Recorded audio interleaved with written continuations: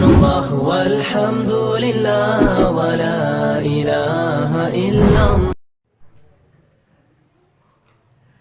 Assalamualaikum warahmatullahi wabarakatuh. Alhamdulillah, alhamdulillahi rabbil alamin, wa bihi nasta'in ala umuri dunya waddin. Allahumma fassalli wa sallim wa barik wa karrim wa majid wa azzim ala sayyidina wa habibina wa syafi'ina wa nuri qulubina Muhammad al-fatih lima ughliqa wal khatim lima sabaq nasiril haqqi bil haqq wal hadi ila siratal mustaqim wa ala alihi wa sahbihi haqqa qadrihi wa miqdarihi al-azim. Ya fattah ya alim, amma ba'd. Para alim ulama, para habaib, para asatid, para kiai, para sesepuh, para ajengan, para tokoh masyarakat, wabil khusus aulad Al-Habib Al-Barakah, Al-Habib Tahir bin Umar Al-Haddad, hadir di tengah-tengah kita, guru kita bersama Al-Habib Muhammad bin Tahir, Al-Habib Alwi bin Tahir, Al-Habib Ali bin Tahir, Al-Habib Hussein bin Tahir, Al-Habib Abdullah bin Tahir, semuanya keluarga besar beliau. Tidak dapat saya sebutkan satu persatu tanpa mengurangi rasa hormat saya kepada beliau semua. Kita doakan mudah-mudahan keluarga besar Habib Tahir terus diberikan kekuatan oleh Allah, diberikan keberkahan di dalam apa yang dilakukannya, di majelis-majelisnya, di madrasah-madrasahnya, sehingga terus bisa membimbing umat di tempat ini. Amin ya rabbal. Dan salam penghormatan yang istimewa kami sampaikan kepada segenap habaib alim ulama, tidak dapat kami sebutkan satu persatu tanpa mengurangi rasa hormat saya kepada beliau semua.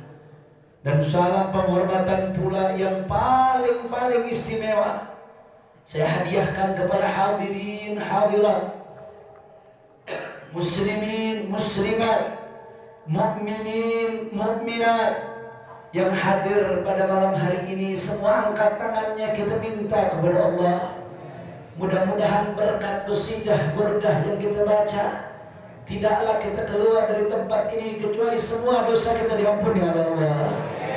Yang sakit Allah angkat penyakitnya, Allah sehatkan badannya.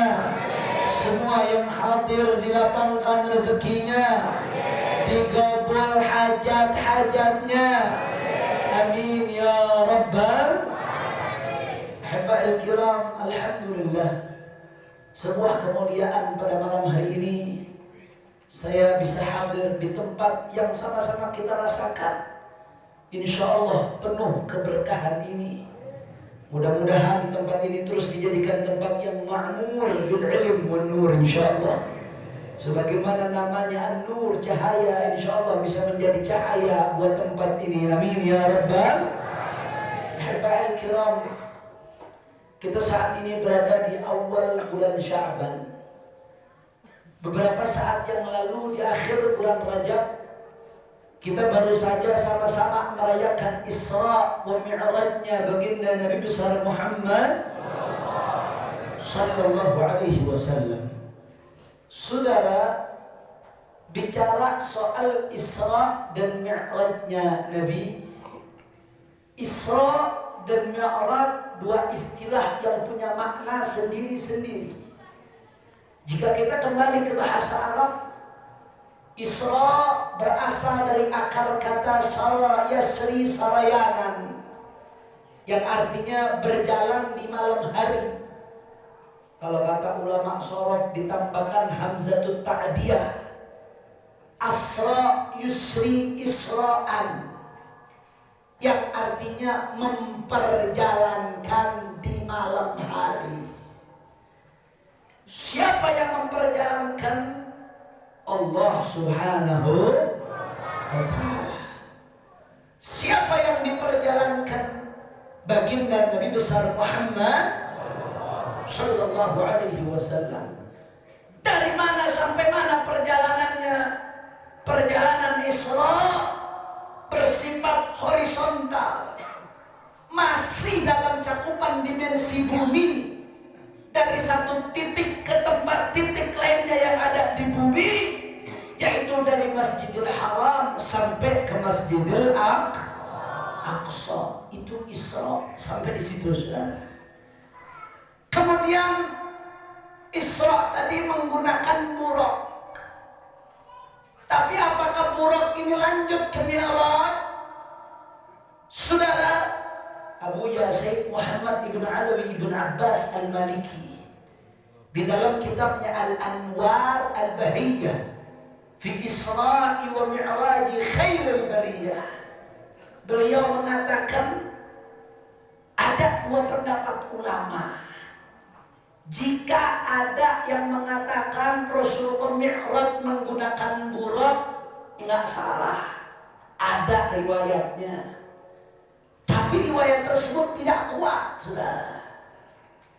Wa 'alal masyhur sahih, kata Abu Sayyid Muhammad al-Maliki, menurut pendapat yang paling populer, yang paling sahih dalam pandangan ahli sirah, ahli sejarah, Rasulullah Mi'rajnya nggak pakai buraq, saudara. Mi'raj buraq berhenti hanya sampai di Masjidil Aqsa, selesai. Mi'rajnya pakai apa? Kata Abu Mi'rajnya ya pakai Mi'raj itu sendiri. Karena artinya Mi'raj, kata Abu Sayyid Muhammad, as-sullamu rabbani alladhi alaihi al-uruj ila sama. Arti dari Mi'raj itu sendiri dari kata araja ya'ruju urujan, naik. Kalau diartikan Mi'raj artinya tangga. Sulamur Rabbani. Jadi menurut pendapat yang paling kuat dalam ahli sunnah wal jamaah, kata Abuya, menurut para ahli sejarah, Rasulullah itu Mi'rajnya menggunakan tangga yang diciptakan oleh Allah, tangga rohani. Mi'raj naik ke langit pertama, kedua, ketiga, terus sampai ke langit ketujuh, sebagaimana diriwayatkan dalam hadis oleh Imam Al-Bukhari dalam sahihnya, sampai ke Sidratul Muntaha, sampai bertemu Allah Subhanahu. Tapi sampai di sini jangan dilanjutin. Bagaimana bertemu Allahnya, kaif? Bentuk bertemu Allahnya bagaimana? Jangan ditanya, saudara. Allah munazzahun 'anil kaif. Nggak boleh kita nanya kaif bagaimana kepada Allah. Yang tahu bagaimana pertemuannya hanya Allah dan Rasulnya, saudara. Karena Allah laisa kamitslihi syai', nggak sama dengan makhluk. Jangan disamakan dengan makhluk. Allah tidak diliputi dengan dimensi manusia. Allah tidak diliputi dengan dimensi waktu, tidak diliputi dengan dimensi waktu, saudara. Allah laisa kamitslihi syai'. Yang bertempat itu manusia, yang terikat waktu itu manusia, tapi Allah laisa kamitslihi syai'. Makanya kalau bicara tentang Allah nggak usah ditanya bagaimana-bagaimananya, cukup amanna billah wa bima jaa 'anillah ala muradillah, amanna bi Rasulillah wa bima jaa 'an Rasulillah ala muradi Rasulillah sallallahu alaihi wasallam. Kira-kira sampai sini jelas atau tidak? Jelas atau tidak? Insya Allah. Singkat cerita, saudara, kalau kita mau bicara tentang Isra Mi'raj, ya Allah, jangankan 1-2 jam, sehari, 2 hari, 3 hari, seminggu nggak kelar, saudara. Saking banyaknya riwayat, hikayat, durus wa ibar, pelajaran, hikmah, masyahid wa suar, pemandangan-pemandangan yang Allah tunjukkan kepada kekasihnya baginda Nabi besar Muhammad sallallahu alaihi wasallam. Saudara, nggak akan cukup waktu kalau kita membahas secara keseluruhan. Pada kesempatan kali ini saya hanya ingin soroti salah satu sisi yang berkaitan dengan Mi'rajnya Rasulullah, Yaitu ketika Rasul Shallallahu Alaihi Wasallam mi'raj sampai ke langit pertama, didampingi oleh malaikat Jibril alaihi salam. Saudara, ketika itu penjaga langit pertama nanya, siapa yang datang wahai Jibril? Kata malaikat Jibril, yang datang bersamaku baginda Nabi Muhammad. Apakah sudah diutus Allah bu'ithabih? Apakah sudah diutus? Ya, sudah diutus. Mendengar itu saudara, para malaikat penjaga langit pertama genggam gempita menyambut Rasulullah. Ni'mal maji'u ja', ni'mal maji'u ja'. Sebaik-baiknya tamu datang, sebaik-baiknya tamu datang. Masya Allah. Bahkan Nabi Allah Adam yang juga ada di langit pertama dengan gembira menyambut cucunya, saudara. Marhaban bil ibn salih wal khalifatus salih. Selamat datang wahai anakku yang saleh dan khalifahku yang saleh. Gembira, Nabi gembira, malaikat gembira menyambut mi'rajnya Rasulullah. Makanya kalau Nabi gembira, malaikat gembira nyambut mi'rajnya Rasulullah. Terus ada orang kalau depan melihat orang ngadain Isra Mi'raj, berarti apaan tuh? Hah? Bebegik. Masya Allah. Gembira luar biasa. Ada banyak hal yang dilihat Rasulullah Sallallahu Alaihi Wasallam. Ketika di langit pertama itu Rasulullah Sallallahu Alaihi Wasallam menengok ke kanan dan ke kiri. Setiap Rasul Sallallahu Alaihi Wasallam menengok ke kanan, Rasulullah melihat ada arwah thayyibah. Ada ruh-ruh yang begitu wangi, harum, indah, luar biasa bercahaya. Dan setiap Nabi nengok ke kiri, ada ruh-ruh yang gelap gulita, bau busuk luar biasa, saudara. Ternyata yang ada di kanan tadi adalah umat Rasulullah Sallallahu Alaihi Wasallam yang ada di surga. Yang Rasulullah lihat di kiri tadi bau busuk gelap gulita adalah umatnya yang di neraka, saudara. Makanya setiap Rasul Sallallahu Alaihi Wasallam nengok ke kanan, dhahika wastabshar. Rasulullah ketawa, senang, gembira. Kenapa? Karena sesuai dengan apa yang diciptakan oleh Nabi, saudara. Yang dicita-citakan oleh Nabi bukan supaya kita punya bangunan besar, bukan supaya kita punya teknologi canggih. Ya, Islam mendukung perkembangan teknologi, tapi itu hanya untuk perantara kehidupan, saudara. Yang dicita-citakan oleh Nabi buat kita, wallahi la arda wahidun min ummati finnar. Demi Allah, aku tidak ridho ada satupun umatku di neraka. Mudah-mudahan kita termasuk yang ada di kanan, ya kawan. Cucu kita, sanak famili kita, keluarga kita, mudah-mudahan semuanya termasuk yang ada di kanan. Berkati doa Rasulullah. Amin ya Rabbal. Tapi sebaliknya, kalau Rasulullah Sallallahu Alaihi Wasallam, setiap Rasulullah yang ke kiri, hazina wa baka. Rasulullah sedih, menangis, saudara. Karena tadi bertentangan dengan apa yang dicita-citakan oleh Nabi. Nabi nggak pengen ada kita di neraka, tapi faktanya harus ada yang masuk neraka, saudara. Bahkan nggak sampai di situ. Ketika Rasul Shallallahu Alaihi Wasallam nengok ke kiri, ada beberapa masyahid, beberapa pemandangan yang Allah perlihatkan kepada baginda Nabi Muhammad Sallallahu Alaihi Wasallam. Saya mau kutip satu saja pemandangannya, tapi sebelum saya lanjutkan, ini udah jam berapa nih? Udah jam 10. Oh, nggak boleh lihat jam, kata Habib Alwi. Cuman saya memastiin aja, ini kira-kira jamaah masih semangat apa kagak ini? Orang kompak masih semangat apa kagak? Lanjut. Siap ngaji? Yakin? Betul? Takbir. Sallu ala Nabi. Saudara, Abu Yasin Muhammad ibn Ali al-Maliki mengutip dalam kitabnya dari riwayat Asy-Syami. Ketika Rasul Shallallahu Alaihi Wasallam nengok ke kiri, ada beberapa hal yang diperlihatkan kepada Nabi. Saya nggak bahas semua, kepanjangan, waktunya nggak cukup. Satu aja saya bahas, saudara. Disebutkan di situ, "Tsumma madha sallallahu alaihi wasallam Hunayha."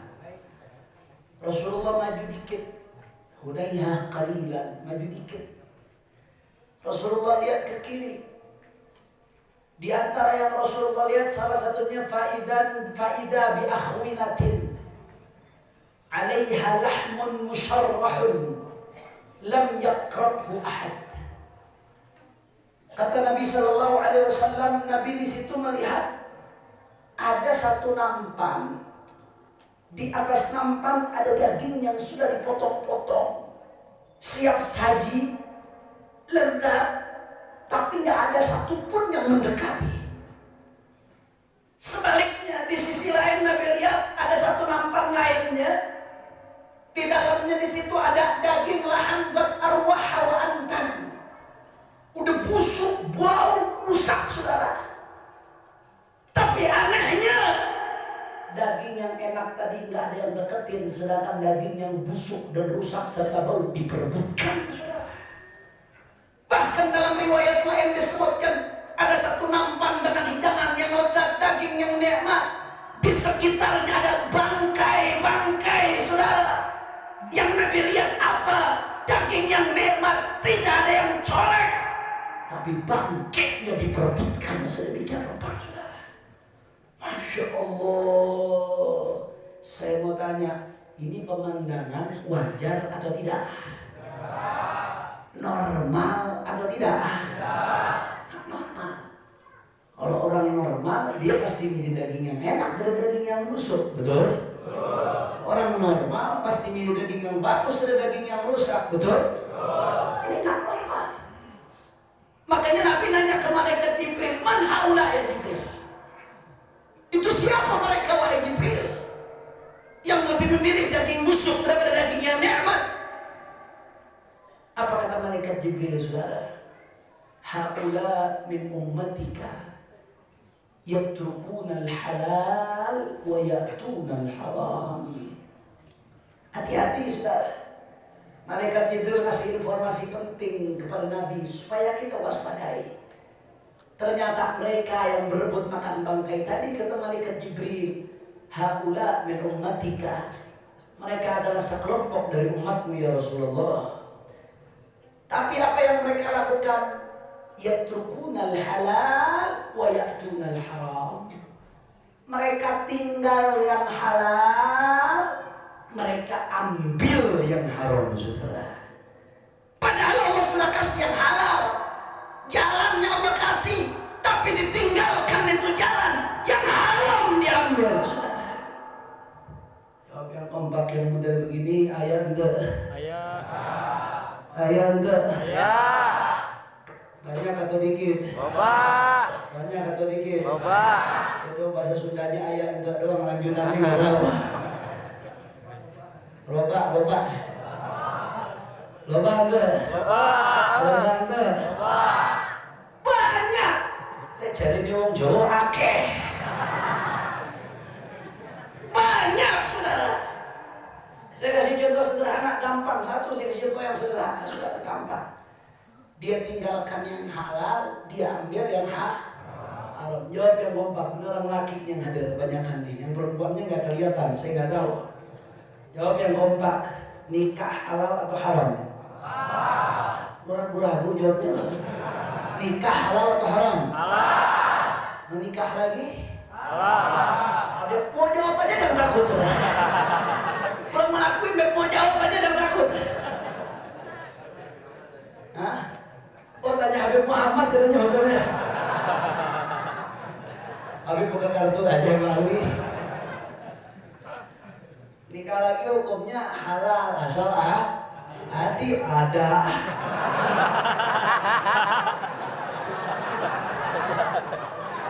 Asal adil. Kalau nggak adil, nggak mampu, nggak adil, hati-hati diancam sama Nabi. Barang siapa yang menikah lagi tapi nggak adil dan nggak ridho, jaa yaumul qiyamah wa shiqquhu ma'il. Nanti di hari kiamat dibangkitkan ngesot-ngesot, saudara. Dipegang ibu-ibu, hadis dipegang ibu-ibu. Ini gue buat takutin laki gue nih hadis nih. Masya Allah. Jawab yang kompak, nikah halal atau tidak? Halal. Yang kompak halal atau tidak? Halal. Kalau pacaran? Halal. Tapi faktanya banyak tak yang lebih memilih pacaran dari nikah? Banyak atau tidak? Hati-hati saudara.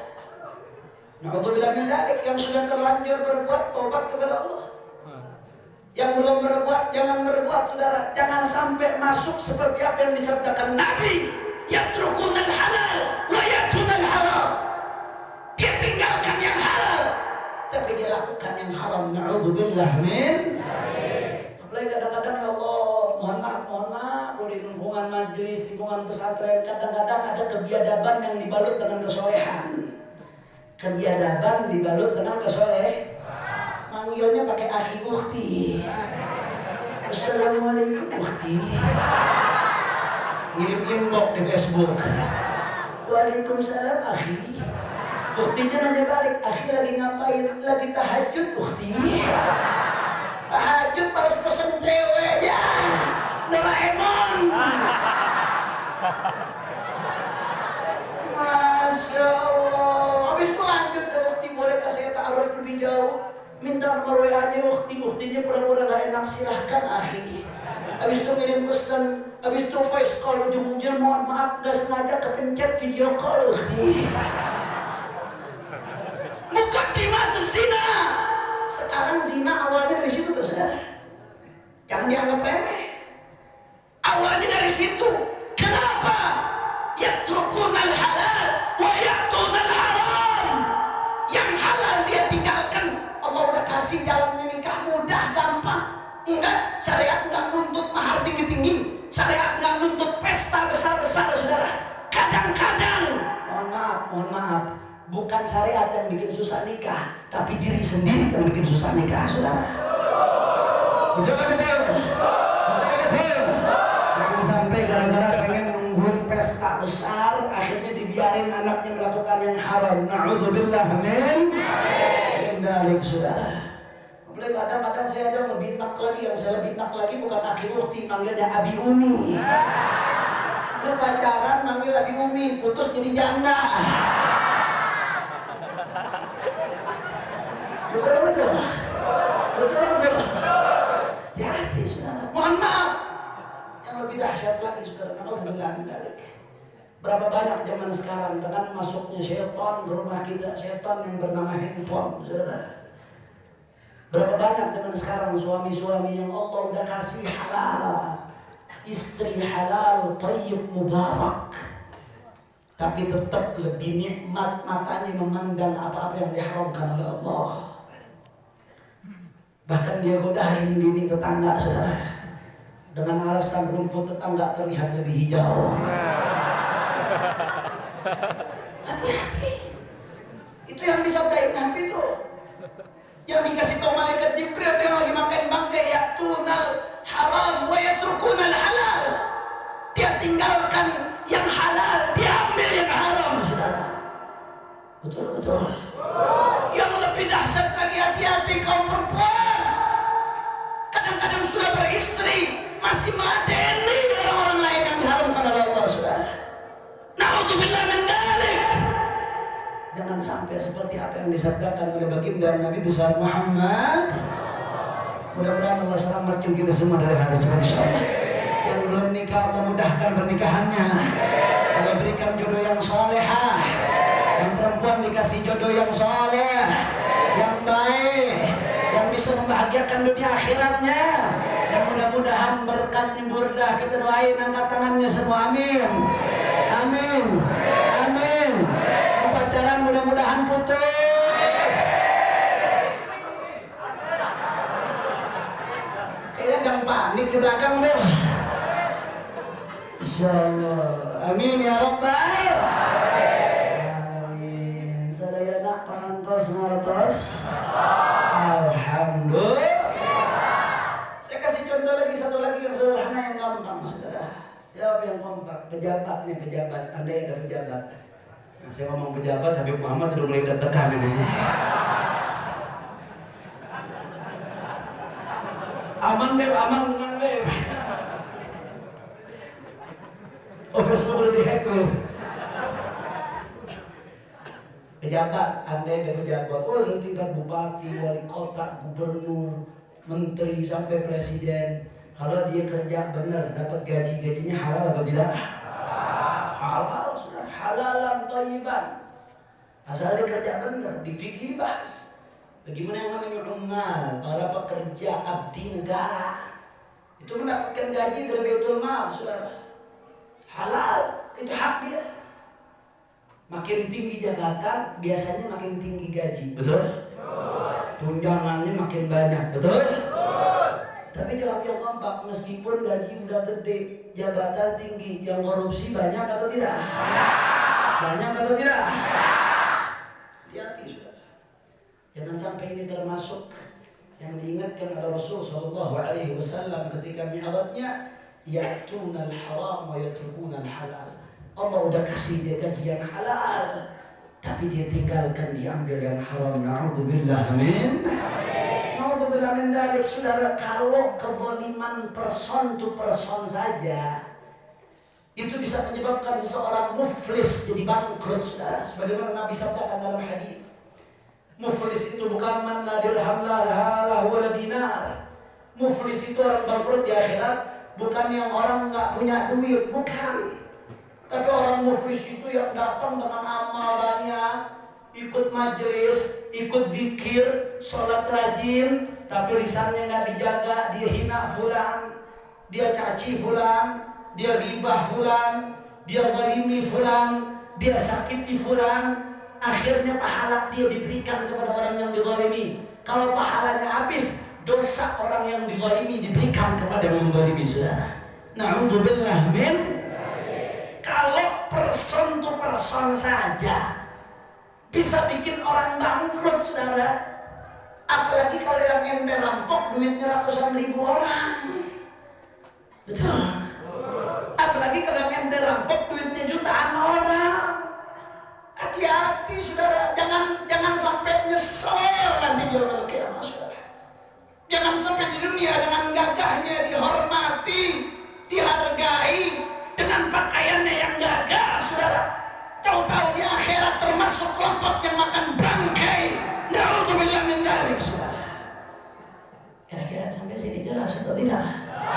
Insya Allah. Oleh karena itu, ibadah Allah, Nabi ngasih tahu kita gambaran yang pahit ini. Arafna syarr la bisyarr, walakin litawaqqih. Wa man lam ya'rif asy-syarr min al-khair wada'a fihi. Kita tahu yang buruk dari yang baik. Tujuannya bukan buat ngelakuin keburukan, tapi supaya kita bisa hindari keburukan, saudara. Polisi belajar ilmunya maling supaya bisa nangkep maling. Sama, saudara. Kita belajar nih, kita tahu begini yang jelek-jelek. Bukan nakutin, bukan. Supaya kita hindari, saudara. Cara hindarinnya bagaimana? Selain meningkatkan takwa dengan zikir, dengan sholat, dengan duduk dengan orang soleh, yang paling pertama dan utama, kamu harus tahu dulu mana yang halal, mana yang haram. Itu yang paling penting, tahu dulu mana yang halal, mana yang haram. Karena yang kita bahas tadi, sekelompok orang meninggalkan yang halal, mengambil yang haram. Bisa jadi salah satu sebabnya karena dia lalai, tidak bisa membedakan mana yang halal, mana yang haram. Akhirnya diambil yang haram dari yang halal, saudara.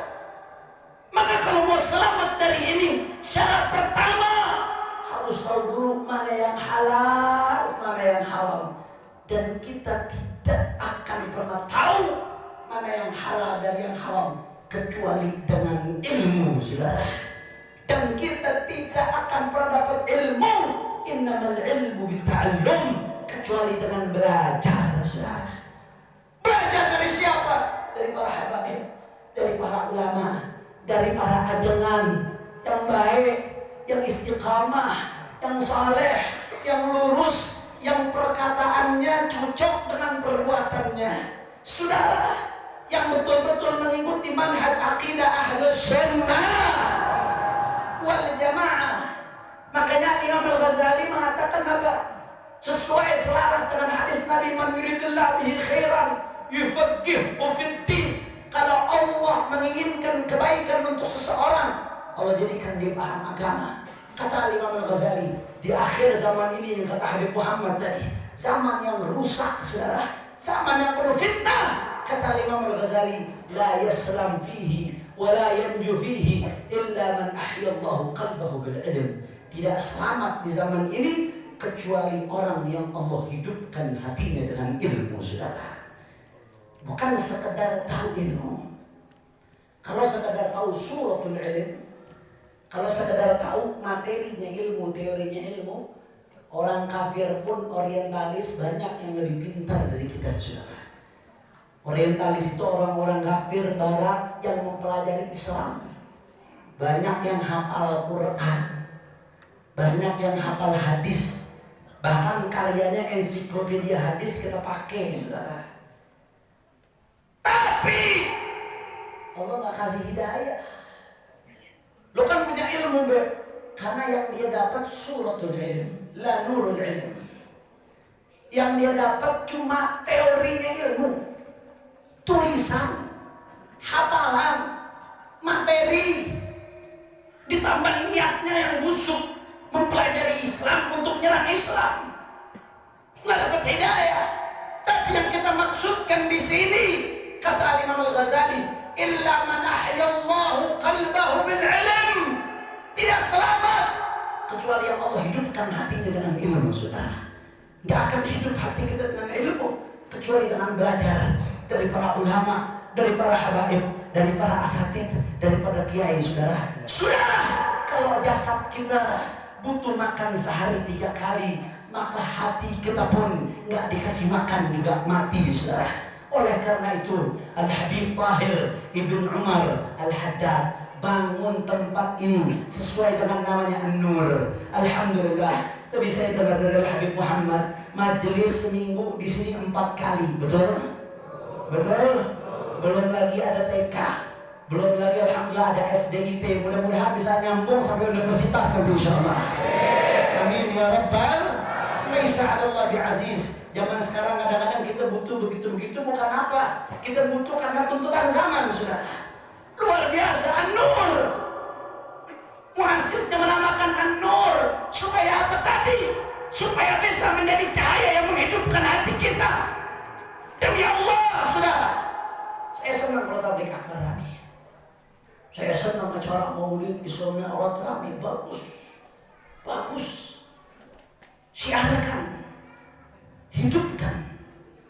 Di dalamnya ada konsolidasi umat, silaturahmi umat, ada keberkahan, ada rahmat Allah, ada semangat umat yang dibakar, ada sedikit dari pelajaran sejarah, saudara. Saya senang tabligh akbar rame, tapi demi Allah, saya jauh lebih senang kalau majelis taklim yang ramai, saudara. Demi Allah, saudara. Kenapa? Tabligh akbar bagus, sangat bagus. Acara-acara hari besar Islam sangat bagus, saudara. Tapi nggak semua ilmu yang kita butuhkan kita dapat di tabligh akbar. Kita wajib wudu setiap hari. Apa di tabligh akbar diajarin wudu?